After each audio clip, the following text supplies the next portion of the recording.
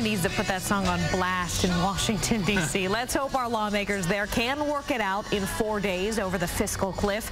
That is the deadline before we go over the edge. More than $600 billion in tax increases and spending cuts are set to go into effect January 1st unless Congress takes action. Now, with the clock ticking, the president is meeting with congressional leaders at the White House tomorrow. Senate Republican leader Mitch McConnell will be there. He's the minority leader. Late today, McConnell expressed frustration at the negotiations. This is a conversation we should have had months ago.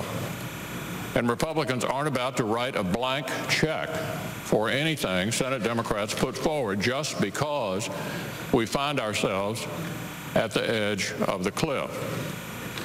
That wouldn't be fair to the American people.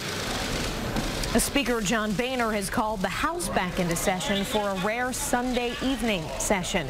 If a deal isn't struck by midnight on December 31st, tax rates for every American will go up as tax cuts expire.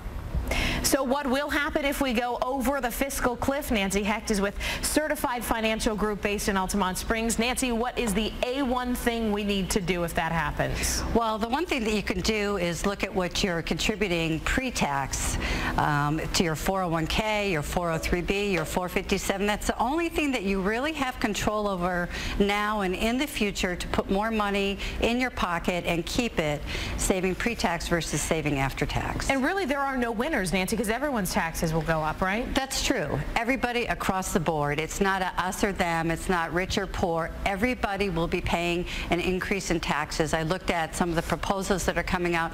The minimum tax increase for the lowest wage earners is going to be 3% increase starting January 1st if nothing is resolved. I mean, you know, I know that you guys who work with numbers are very intelligent. Is there something super complicated about this that lawmakers can't find that magic balance, that magic number to make everyone happy? No, there isn't. And it's the desires of the lawmakers, and I think that the desire is to let us fall off the cliff.